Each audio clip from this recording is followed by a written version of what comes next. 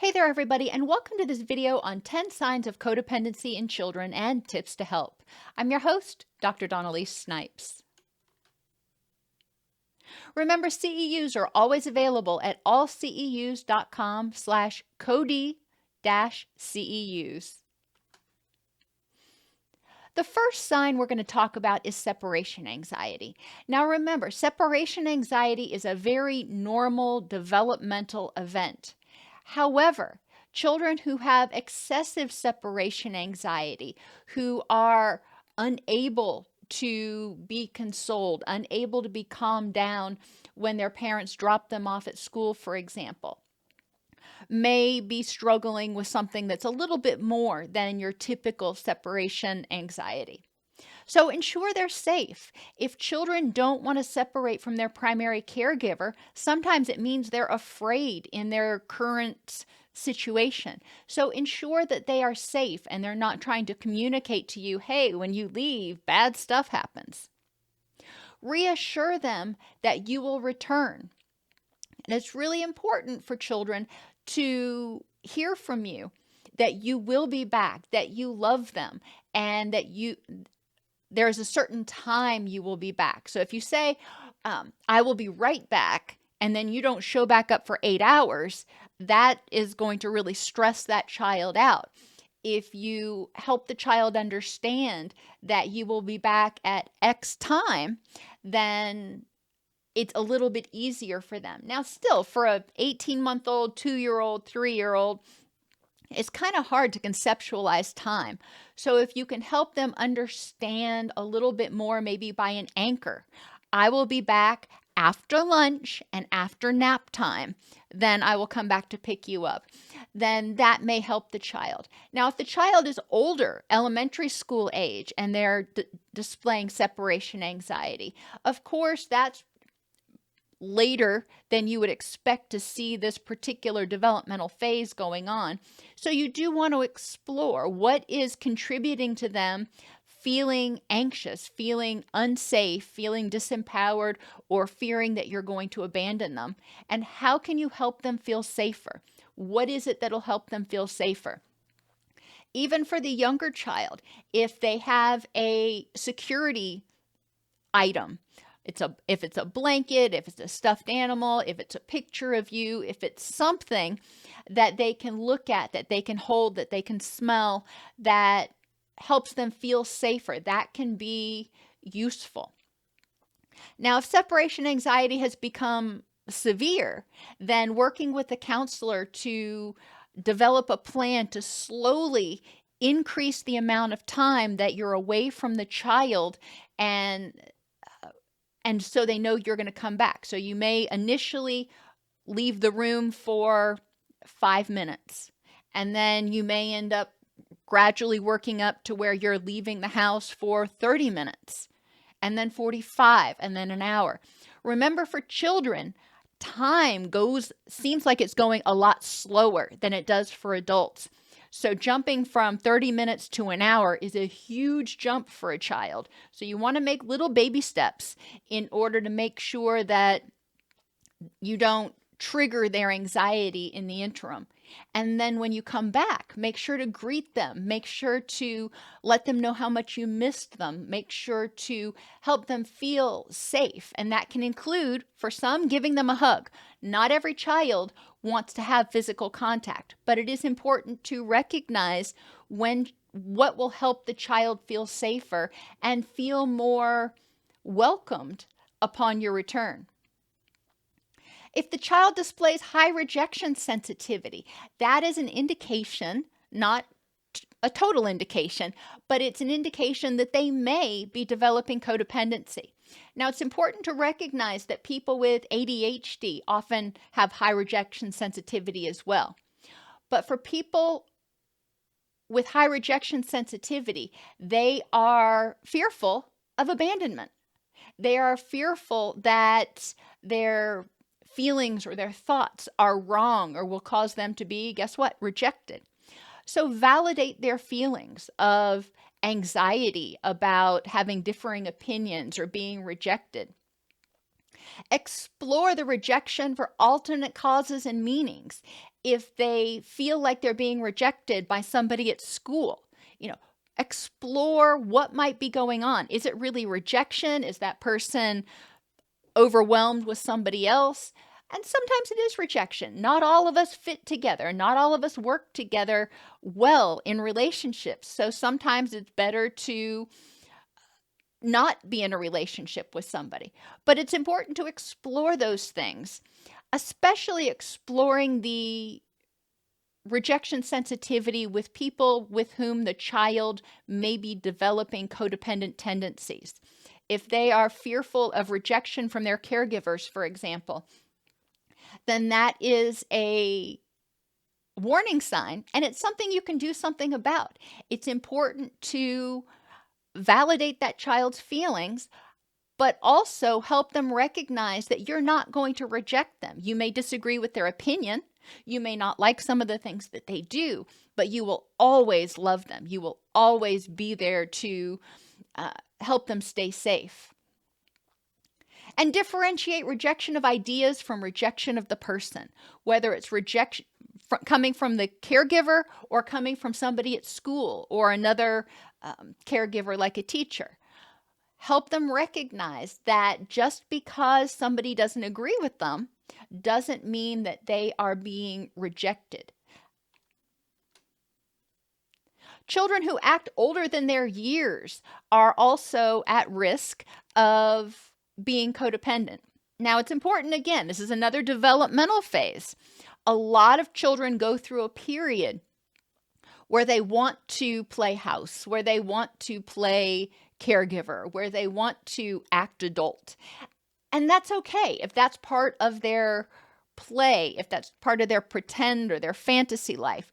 But when they become overly concerned about adult issues, like their parents fighting or their dad drinking or their sister sneaking out the window at night, then that's going to be something that's more important to address.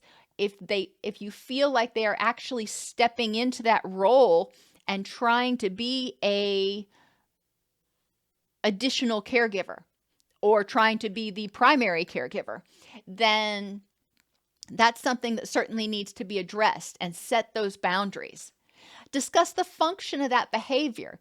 If they are trying to mediate between caregivers, or if they are tattling on their siblings, discuss the function of that behavior. Why are they doing that? And are they doing it to gain favor with caregivers? Are they doing that to try to keep their siblings safe?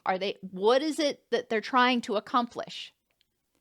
Then help them recognize what they as a child are responsible for and assure them they're safe. Maybe they're trying to mediate between caregivers who are fighting. Okay. Help them recognize what they're responsible for. Help them recognize that caregivers disagree. Caregivers may get into arguments, and sometimes they may even get loud, but the child is safe, and they are not responsible for mediation. The caregivers are responsible. The child, it's not about them, and it's not their responsibility to fix it, and they will always be safe. So help them recognize that this can happen and they can still be safe. This can happen, and maybe the caregivers are even fighting about something the child did. Okay, it happens. Caregivers disagree about parenting strategies. That's okay. That's between the caregivers, and it's not the child's responsibility to fix it. If the child is parenting caregivers or siblings, this is an indication that they may be leaning towards codependency. If they are comforting their caregivers when their caregivers are upset with regularity and to the exception of other people. Now, it's compassionate if a caregiver is upset for a child to come up and give them a hug or pat them on the back and mimic whatever the caregiver would have done. But if the child is having to tuck their parents in at night, if their child is having to make meals for the family with regularity. It's not just a, hey, I want to try to learn how to cook. It's they have to cook or nobody's eating. Then that's a problem. If the child is being put into a position where it's their responsibility to take care of the caregivers and or other siblings, or it won't get done, then that can be a problem. Another sign of codependency in children is hypervigilance. It's important for them to recognize when they're safe. And hypervigilance means that they're constantly scanning the environment for threats. They're constantly looking for signs of unsafeness or abandonment. And it's important to help them feel safe in their current environment. The focused attention meditation can be helpful for calming that hypervigilance, focusing their attention on one thing. Help get them into a place, have them get into a place where they feel safe, whether it's their room or the bedroom, wherever it is, where they can feel like they're not going to be bothered or disturbed, or they feel like they can be less on guard. And then encourage them just to spend time focusing on something. My son used to have a fish tank in his room, and he would sit before bed. He would sit in front of his fish tank and he'd watch his goldfish swim back and forth for about 20 minutes. And that helped him calm his mind. And that is what we're talking about with focused attention, where he felt he didn't have to be worried about what was going on around him. He was able to just focus his attention on those little goldfish. Encourage them to develop distress tolerance skills. So when they start feeling hypervigilant, when they start feeling on edge, they can tolerate the distress and recognize when they are safe. And I have safety mantra here because a lot of times that desire to be hypervigilant happens when somebody feels unsafe. Encouraging them, obviously, look around, make sure they are safe. 99.9% of the time, they are going to be safe. So then following that feeling of distress with reminding themselves, I am safe in this situation. I am safe and I have these resources, whatever their safety mantra is, to help them remember that they don't have to be hypervigilant, that they are safe in that environment at that moment. Another issue we see in children is when they have difficulty when they're not in control. Developmentally, all children go through a period where they want to be independent and they want to have control over things. And that's normal. However, when the child indicates that they need to be in control of everything at all times, then that's when it starts to become a little bit more problematic. Help them identify why feeling out of control about something is so frightening. So when they feel out of control, when they can't control what their friends are doing or what the test outcome is going to be, or what their caregivers are doing, or when their caregivers are going to be home, help them identify why that is so frightening to them, why each of those things is so frightening, and what they can do in order to feel safer. And again, develop distress tolerance skills. In life, there is virtually nothing that they are 100% in control of. Therefore, developing distress tolerance, recognizing that, hey, sometimes I'm going to feel out of control, and I cannot be in control of everything, and I can be safe at the same time. That's that radical acceptance. Self-blame and guilt for others' problems is another sign of child codependency. Explore with the child why they think it is their fault. A lot of the time we make the mistake of saying, it's not your fault, don't worry about it, and telling them what to think, telling them how to feel. And that misses the point. We need to explore, why is it that you think it's your fault? And help them try to understand, try to come to the belief in their own mind that it's not their fault. Otherwise, we're violating their boundaries. We're telling them what to think. instead of helping them arrive at their own conclusions. You want to differentiate for them compassion versus codependency. If they have a friend or a caregiver, or a family member who is hurt, who is sad, who is suffering, having compassion for that person and wanting them to feel better, that is normal, that is healthy, that's empathy. Trying to fix it for them at their own expense or taking responsibility for things that are not their responsibility, especially as children, that's when we start moving into codependency. So it's a fine line between having compassion for somebody and wanting to help them feel better versus trying to fix it. And it is a boundary that moves. As adults, as caregivers, we do sometimes try to fix things that are making our children unhappy or uncomfortable. And they may learn that and they may think this is what I'm supposed to do.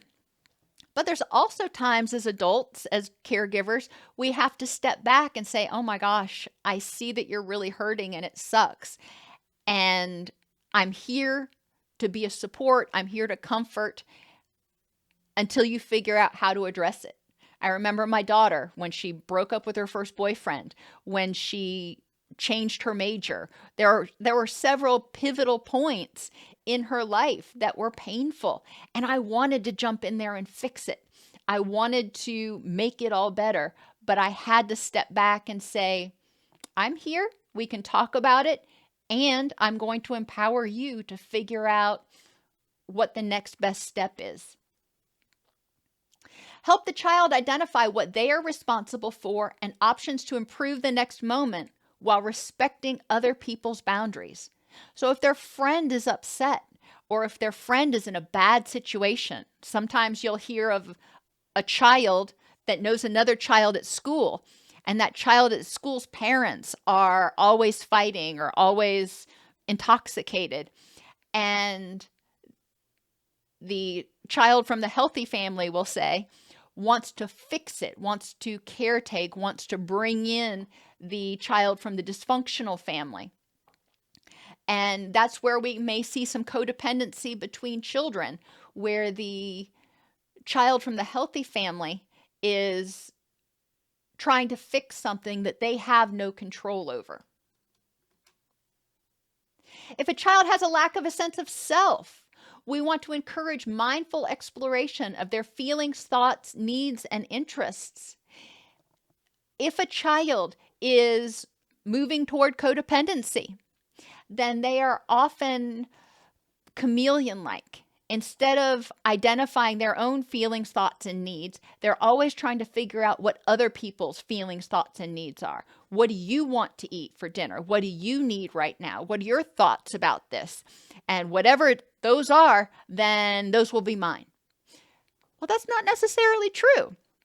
So we need to encourage children to reflect on their own feelings, thoughts, and needs in a safe environment, in a safe home base where they can feel free to come in and go, you know what, I totally disagree with that. I watched a television show, Madam Secretary, and it was a really good show. And she was Secretary of State, and one of her children was very, very opposed to pretty much everything she believed in. They loved him. They respected his choices. However, they didn't change theirs. And it was an interesting dynamic to see how they interacted with one another. But they provided a very safe home base for that child to assert his beliefs in opposition to his parents. And they were like, okay, we love you. We don't agree. We love you, though. A child that lacks self-awareness is also at risk for codependency. A lack of a sense of self means they are not sure who they are, what they like, what they want, what they need. A lack of self-awareness is more temporal. It's more in the moment. They're not sure. They're not even checking in with themselves. If you ask them, how do you feel? They're like, I don't know. or fine, because they're not checking in with themselves. They're so busy surveying everybody else and for what their needs are or where any threats are, so busy being hypervigilant that they're not aware of what's going on inside them.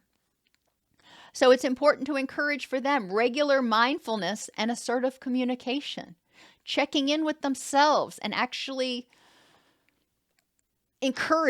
strongly encouraging them to give you something besides fine. How do you feel right now about this situation? What emotion best describes how you're feeling right now? Sometimes with children, it's easier to use emojis or animals or something like that, but encouraging them, again, to check in with themselves. Sometimes we think children are going to feel a certain way, and they don't. We don't want to make the mistake of making assumptions either. If they only feel lovable for what they do, not who they are, it's important that we remember, love the child, dislike the behavior. I love you, but I really am angry about what you did. You can also love the behavior and the child. And this is another mistake we often make. Even if you're careful when you're being critical, when you're addressing behaviors that you don't like, you can say, I love you, but I really dislike this behavior. Okay, that's great. You separated child from behavior. But then we often make the mistake when they do something good, we say, oh, you're such a good boy or you're such a good girl, instead of saying, I love you, and that was an awesome thing to do. Making sure that whether it's good or bad, we're separating the child from the behavior. And proactively spending time together. That goes into that Craves mnemonic for secure attachment. Consistent, responsive, attentive. When you are proactively attentive, instead of waiting till the child needs something and being responsive, when you ask them, hey, I would like to spend time with you, or what do you think about this? I am interested in your thoughts. That helps improve the child's self-awareness as well as self-esteem. It helps develop their communication skills. It helps in so many ways. If the child always wants to please others, it's important to discuss the difference between being nice and being sacrificial. There is helping somebody with their homework, or helping somebody move, or helping somebody with something because you want to and you have the time and the resources. And then there is doing things for others at the expense of your own happiness, at the expense of your own relationships, at the expense of your own fill in the blank. And that is a huge difference. Now, every once in a while, you may make a choice to say, you know what, I'm going to, two bad choices right now. I either disappoint this person or disappoint that person. Okay, that may happen every once in a while. But if you're regularly sacrificing what's important to if the child is regularly sacrificing what's important to them in order to do things for somebody else, in order to try to rescue or protect or heal, then the child is likely moving towards codependency. And it's important to help them recognize that it's wonderful to have a good heart. It's wonderful to help, but you can't lose yourself in doing that, or you're eventually going to kind of run out of energy and run out of everything, and you won't be able to be there for anybody. It's also important to explore with them what pleasing others means for them. You know, sometimes it's just when I do nice things for people, it makes me happy. Well, that's great. That's not codependent. When they do nice things for other people and it causes them distress or it causes them problems, that's what we're talking about. If they're doing things to please others because they're afraid if they don't, then they're going to be rejected or abandoned, that's a whole other issue that needs to be addressed. If the videos on this channel have been helpful for you, please support us in our mission of making high-quality, practical content available to everyone. You can support the channel at docsnipes.com/donate. You can join the channel at docsnipes.com/join, or you can purchase a thanks on any video that's particularly helpful. Codependency in children is very similar to the signs of codependency in adults, although it's important to differentiate developmental stages like autonomy and initiative versus codependency. Autonomy and initiative are the children trying to figure out who they are, step out of their comfort zone, master some new skills. Codependency is stepping over into being an adult and parenting people when they don't need to, and doing things to the extent that it starts causing them problems. Causes of codependency usually include abandonment anxiety and adverse childhood experiences, including having a caregiver with a mental health issue and/or codependency or complex post-traumatic stress disorder. Treatment goals are often to improve attachment security, emotion management, and interpersonal skills in both the child and their caregivers.